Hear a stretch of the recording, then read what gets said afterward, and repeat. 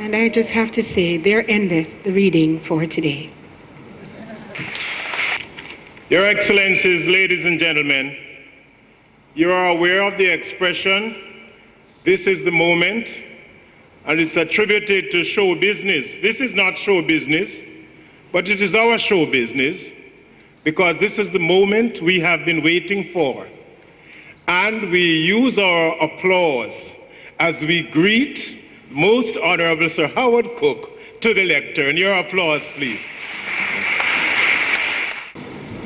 Mr. Crawford, Master of Ceremonies, Your Excellencies, the Most Honorable Sir Patrick Allen and Lady Allen, Sir Kenneth Hall and Lady Hall, Mr. Philip Paulwell, representing Leader of the Opposition, Members of Parliament, Chief Justice, Honorable Mrs. Zayla McCullough and Mr. McCullough, President of the Court of Appeal, Mr. Justice Spanton and Mrs. Spanton, distinguished ladies and gentlemen, I am on familiar grounds, but I must say at the moment I am more feeble of foot and more rheumatic of shoulder than I have been in the past. However, your very presence here inspires me and makes me happy. And brothers and sisters, God is good.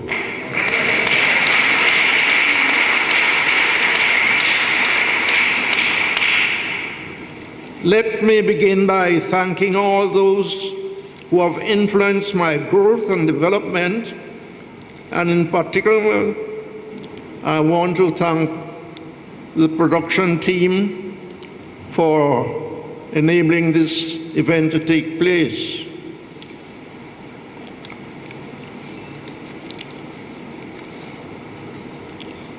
I want to thank the sponsors and the production team. And you'll forgive me if I make reference to my wife, who is unable to be present because she's ill. She is very special in the growth and development. And you know, it's a good thing to marry a lady who knows when to tell you no and when to tell you yes.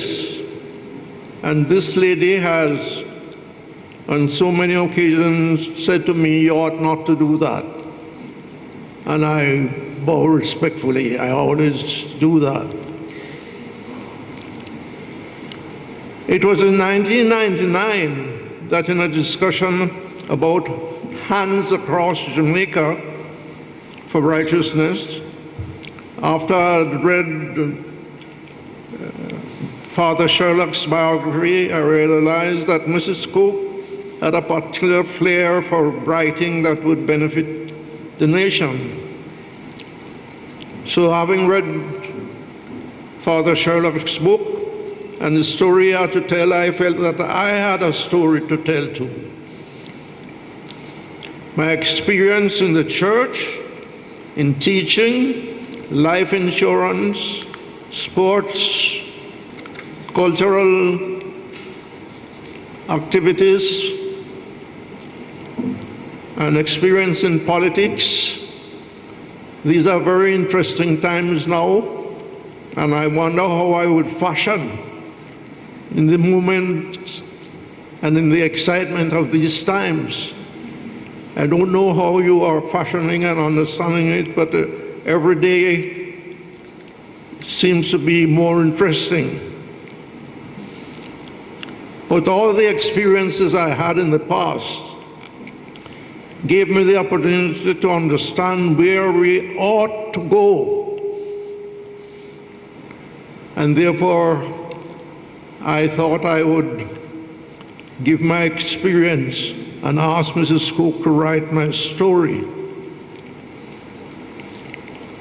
The essence of the story was to show how a barefooted boy from the village could have the experience that would guide him to fill one of the most important positions in the country.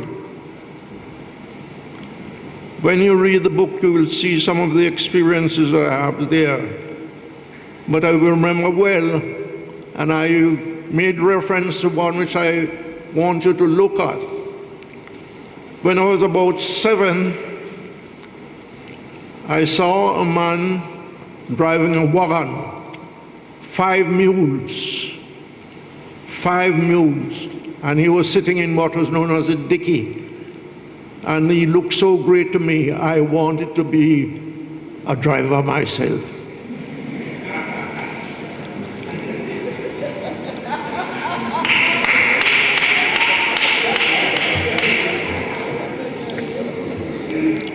The circumstances through which I passed were many, and when you read the book, you will see that I was influenced by those circumstances.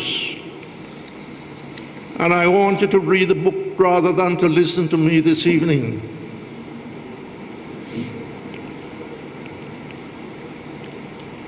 The circumstances are many. And I want to remind us that we are one of the greatest nations in the world.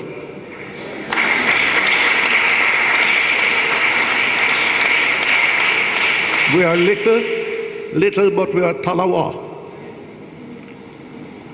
This is a great year for us, going into what I regard as a Jubilee year. In our Jubilee celebrations, we want the world to see that we are achievers, and sincerely hope that all of us will join together to put on a massive show. There is a tendency in the Jamaican context today to denigrate one another and to show how wicked and worthless we are. It is not true. We are a great people.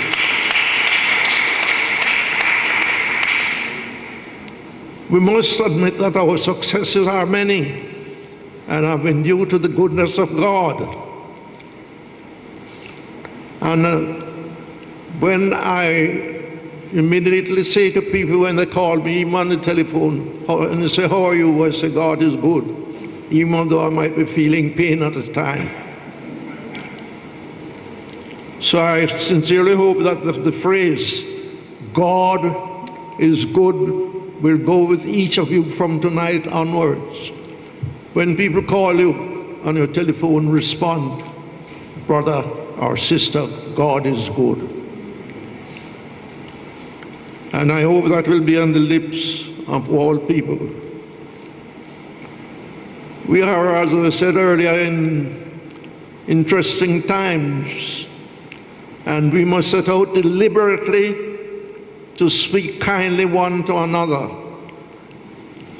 and to see that we can encourage one another to think of the good that we can do in the world. I am not going to say much. I want you to read the book. I want you to read the book.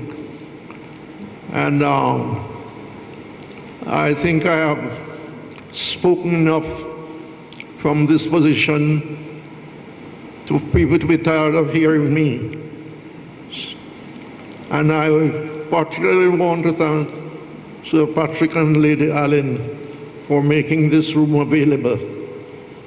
I want to say that, sir, I want to congratulate you. I've been passing the grounds, and they're so beautiful. I want you to give them a hand for that.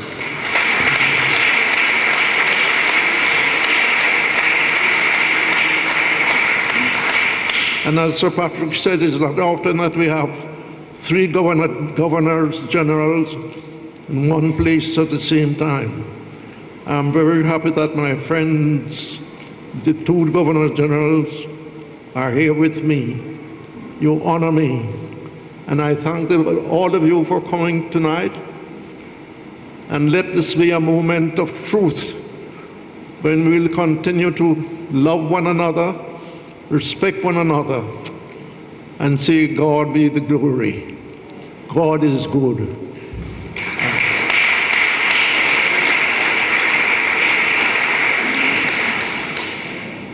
I now declare this book launched.